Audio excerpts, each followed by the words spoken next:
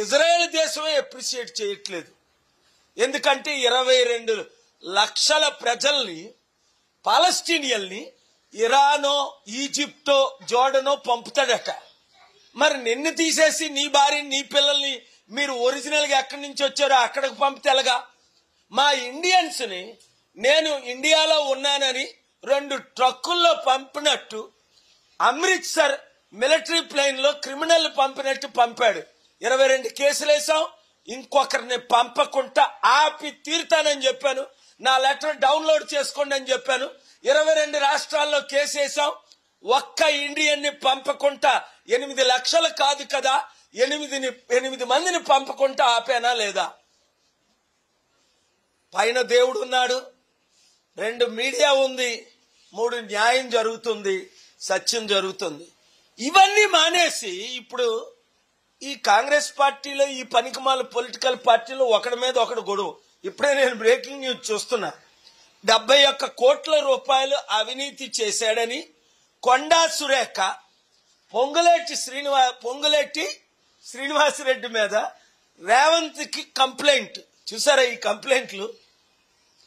అంటే రేవంత్ ఏదో దైవదూతలాగా, ఏదో న్యాయం చేయగలిగిన లాగా. రేవంత్ రెడ్డి మీద నాకు 18 మెయిన్ కంప్లైంట్లు వచ్చాయి. 1 by 1 వీక్ లో రిలీజ్ చేసి చూపిస్తా, సుప్రీంకోర్టులో కేసులు వేస్తా. ఎందుకు అంటే తమ్ముడు రేవంత్ 18 కంప్లైంట్లు వచ్చాయి ఇప్పటికి. ఒక్కొక్కటి కొన్ని వేల కోట్లు కంప్లైంట్లు. Public interest litigation form frame చేస్తున్నాను. 1 by 1 వీక్ సమయం ఇస్తున్నాను. 20వ తారీఖు లోపుని తమ్ముడు రేవంత్ రా, రాష్ట్రాన్ని అభివృద్ధి చేద్దాం, డబ్బులు తెద్దాం, వద్దు.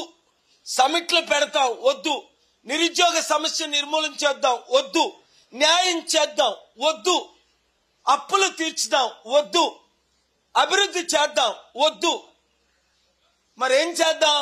దోచుకు తిందాం. వాళ్ళే దోచుకుంటున్నారు. 1 by 1 18 కంప్లైంట్లు నేను పెట్టానా? బాగోదు, రాష్ట్రాలు పాడైపోతాయని నేను కొంచెం ఆలోచిస్తున్నాను మంచి మనసుతో. చూసారా, ఆ రాకేష్ అనే ఆయన షూ ఇసిరాడు.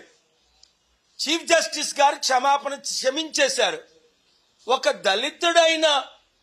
దళితుడైన ప్రధాన న్యాయమూర్తికే సేఫ్టీ లేక చెప్పులు ఇసురుతుంటే అడ్డుకోపోతే ఆయనకి ఎంత ఇంజురీ అవును? అసలు అలాంటి వాడిని అరెస్ట్ చేసి 3 గంటల్లో వదిలేశారు. అంటే అర్థం ఏంటి? ఒరే, సనాతన ధర్మం పేరుతో చెప్పులు ఇసరండ్రా, కత్తులెట్టుకొని బయలుదేరండ్రా, దళితుల్ని చంపండ్రా, క్రిస్టియన్ ముస్లింల మీద దాడులు చేయండ్రా అని ఎక్కడైనా సనాతన ధర్మం చెప్పిందా?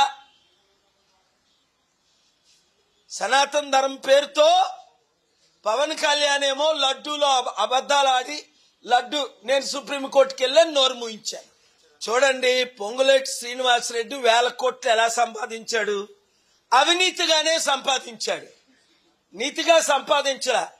ఈ రాజకీయ నాయకులు కొండా సురేఖ రాసిన లెటర్లో సత్యం లేకపోతే ఆయన డెఫమేషన్ కేసు వేస్తాడు కదా. సత్యం ఉండబట్టే 71 కోట్లే దొరికారు.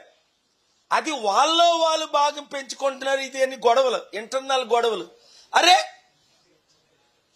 4 కోట్ల తెలంగాణ ప్రజల్లో 1 కోటి మందికి తిండి లేదు, ఉచిత విద్య లేదు, ఉచిత వైద్యం లేదు, నిరుద్యోగులకు ఉద్యోగాలే. 60 లక్షల మంది నిరుద్యోగులు ఉన్నారు తెలంగాణలో. ఆంధ్రప్రదేశ్ లో 1 కోటి మంది నిరుద్యోగులు ఉన్నారు. మహిళలకు రక్షణ లేదు. ఎవరైనా పట్టించుకుంటున్నారా? ఎలక్షన్ల ముందు 1000 రూపాయలు 2000 ఇవ్వడం, పనికిమాలిన వాగ్దానాలు చేయడం,